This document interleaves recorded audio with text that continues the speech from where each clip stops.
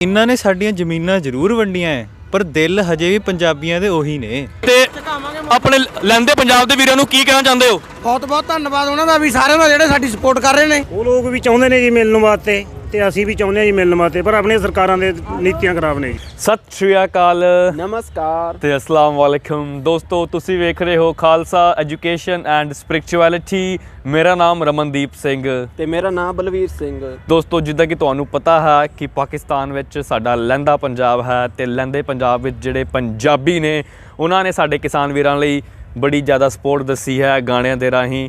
ਤੇ ਮੈਂ ਕਾਫੀ ਕਮੈਂਟ ਵੀ ਪੜ੍ਹੇ ਨੇ ਕਿਉਂਕਿ ਮੈਂ YouTube ਤੇ ਵੀਡੀਓ ਬਣਾਉਂਦਾ ਰਹਿੰਦਾ ਹਾਂ, ਤੁਹਾਨੂੰ ਸਾਰਿਆਂ ਨੂੰ ਪਤਾ ਹੀ ਹੈ।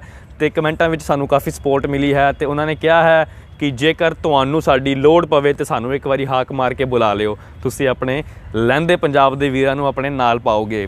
ਤੇ ਇਸੇ ਨੂੰ ਲੈ ਕੇ ਅੱਜ ਮੈਂ ਤੇ ਬਲਵੀਰ ਨੇ ਡਿਸਾਈਡ ਕੀਤਾ ਹੈ ਕਿ ਕਿਉਂ ਨਾ ਅਸੀਂ ਕੀ ਕਰੀਏ, ਆਪਾਂ ਲੋਕਾਂ ਨਾਲ ਜਨਰਲ ਟਾਕ ਕਰੀਏ ਵੀ ਉਹ ਅੱਜ ਚੜ੍ਹਦਾ ਪੰਜਾਬ ਲਹਿੰਦੇ ਪੰਜਾਬ ਬਾਰੇ ਕੀ ਸੋਚਦਾ ਹੈ। ਬਿਲਕੁਲ, ਅੱਜ ਦਾ ਟੌਪਿਕ ਹੈ ਕਿ ਸਾਡੇ ਚੜ੍ਹਦੇ ਪੰਜਾਬ ਦਾ ਯੂਥ ਲਹਿੰਦੇ ਪੰਜਾਬ ਨੂੰ ਲੈ ਕੇ ਤੇ ਲਹਿੰਦੇ ਪੰਜਾਬ ਦੇ ਯੂਥ ਨੂੰ ਲੈ ਕੇ ਕੀ ਸੋਚਦਾ ਹੈ। ਚਲੋ ਗੱਲ ਕਰਦੇ ਹਾਂ ਚੜ੍ਹਦੇ ਪੰਜਾਬ ਦੇ ਯੂਥ ਨਾਲ। ਵੀਰੇ, ਲਹਿੰਦੇ ਪੰਜਾਬ ਤੇ ਚੜ੍ਹਦੇ ਪੰਜਾਬ ਬਾਰੇ ਕਿੰਨਾ ਕੁ ਜਾਣਦੇ ਹੋ?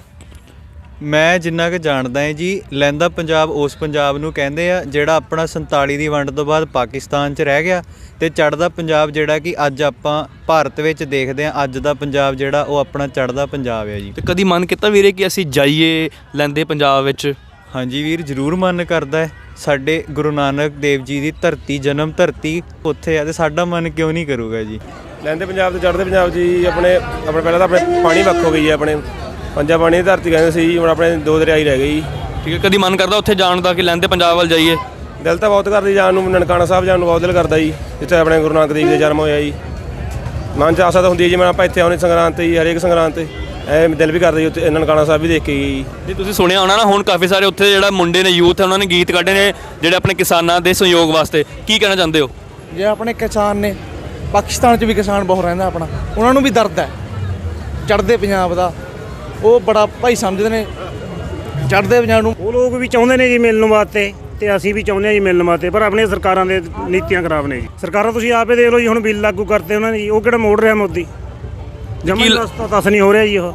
ਠੀਕ ਹੈ ਜੀ, ਕੱਦੇ ਨੇ ਬੈਠੇ ਨੇ ਕਿਸਾਨ ਆਪਣੇ ਉੱਤੇ। ਉਹਨੂੰ ਬਿਲਕੁਲ ਤਰਸ ਨਹੀਂ ਆਇਆ ਕਿ ਸਾਰੇ ਬਜ਼ੁਰਗ ਬੈਠੇ ਹੋਏ ਨੇ ਇੰਨੇ? ਉਹਨੂੰ ਜਮਾ ਹੋ ਨਹੀਂ ਆਇਆ ਜੀ, ਉਹਨੂੰ ਕੋਈ ਤਰਸ ਨਹੀਂ ਆ ਰਿਹਾ ਜੀ, ਉਹ ਤਾਂ ਜਲਾਦ ਬੰਦਾ ਹੈ। ਲਹਿੰਦੇ ਪੰਜਾਬ ਵੱਲੋਂ ਕਾਫੀ ਸਪੋਰਟ ਮਿਲ ਰਹੀ ਹੈ ਨਾ, ਮਤਲਬ ਚੜ੍ਹਦੇ ਪੰਜਾਬ ਨੂੰ ਗਾਣੇ ਦੇ ਰੂਪ ਵਿੱਚ। ਉਹ ਕਹਿੰਦੇ ਨੇ ਅਸੀਂ ਤੁਹਾਡੇ ਨਾਲ ਖੜੇ ਹਾਂ, ਕੀ ਕਹਿਣਾ ਚਾਹੁੰਦੇ ਹੋ?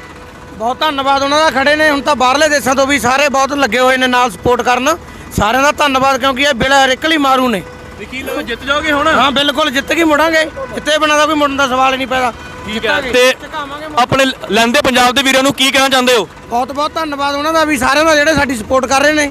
ਕੱਲ੍ਹ ਨੂੰ ਕਦੇ ਟਾਈਮ ਪੈਂਦਾ ਅਸੀਂ ਵੀ ਹਰੇਕ ਦੇ ਕੰਮ ਆਉਂਦੇ ਹਾਂ, ਸਾਡੇ ਵੀ ਆ ਰਹੇ ਨੇ ਕੰਮ ਅੱਜ। ਹਰੇਕ ਦਾ ਹੌਸਲਾ ਅਫਜ਼ਾਈ ਕਰਨਾ ਜ਼ਰੂਰੀ ਆ। ਬਹੁਤ ਵਧੀਆ ਵੀਰ ਜੀ, ਸਾਡੇ ਦਾਦੇ ਪੜਦਾਦੇ ਵੀ ਪੁਰਾਣੇ ਮਤਲਬ ਪਾਕਿਸਤਾਨ ਤੋਂ ਹੀ ਆਏ ਆ, ਅਸੀਂ ਵੀ ਉਹਨਾਂ ਦੇ ਨਾਲ ਆ ਜੋ ਸਾਡੇ ਨਾਲ ਆ। ਜਿਹੜੇ ਆਪਣੇ ਜੁਮਲਾਲਾ ਸ਼ਿਵ ਸੈਨਾ ਵਾਲੇ ਨੇ, ਇਹ ਭੜਕਾਉਂਦੇ ਨੇ ਦੁਨੀਆ ਨੂੰ।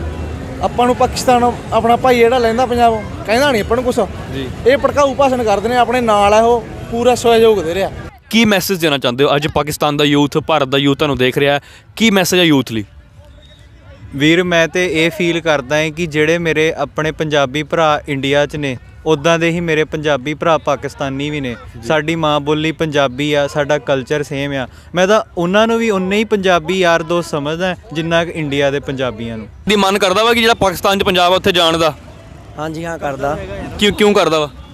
ਗੁਰਦੁਆਰਾ ਸਾਹਿਬਾਂ ਸਾਡੇ ਜਾਣ ਦਾ ਵੀਰੇ, ਸਿੱਖ ਇਤਿਹਾਸ ਤੇ ਬਾਰਡਰਾਂ ਨੇ ਸਾਨੂੰ ਵੰਡਤਾ, ਕੀ ਸਾਡੇ ਦਿਲ ਵੰਡੇ ਨੇ? ਹਲੀ ਨਹੀਂ ਨਾ ਜੀ, ਪੰਜਾਬੀ ਹਜੇ ਵੀ ਇੱਕ ਦੂਜੇ ਪ੍ਰਤੀ ਪਿਆਰ ਨਾਲ ਦੇਖਦੇ ਨੇ। ਨਹੀਂ, ਜਿੱਦਾਂ ਆਪਾਂ ਦੇਖਦੇ ਆ ਨਾ ਕਿ ਹੁਣ ਕਿਸਾਨ ਧਰਨੇ ਚੱਲ ਰਹੇ ਨੇ ਹੈ ਨਾ ਦਿੱਲੀ ਵਿੱਚ, ਪਰ ਤੁਸੀਂ ਸੁਣਿਆ ਹੋਣਾ ਕਿ ਲਹਿੰਦੇ ਪੰਜਾਬ ਵੱਲੋਂ ਗੀਤ ਕੱਢੇ ਗਏ ਨੇ ਨਾ ਸਪੋਰਟ ਵਿੱਚ ਕਿ ਅਸੀਂ ਤੁਹਾਡੇ ਨਾਲ ਖੜੇ ਹਾਂ। ਕੀ ਲੱਗਦਾ ਜਿਹੜਾ ਉਹ ਪਿਆਰ ਹੈ ਦਿਲਾਂ ਵਿੱਚ ਹਾਲੇ ਵੀ ਬਰਕਰਾਰ ਹੈ? ਦਿਲਾਂ 'ਚ ਪਿਆਰ ਤਾਂ ਬਰਕਰਾਰ ਹੈ ਜੀ। ਹੁਣ ਆਪਣਾ ਹਰਿਆਣਾ ਵੀ ਪਿਆਰ ਦਿਖਾ ਰਹੀ ਹੈ, ਆਪਣਾ ਦਿੱਲੀ ਵੀ ਪਿਆਰ ਦਿਖਾ ਰਿਹਾ ਜੀ।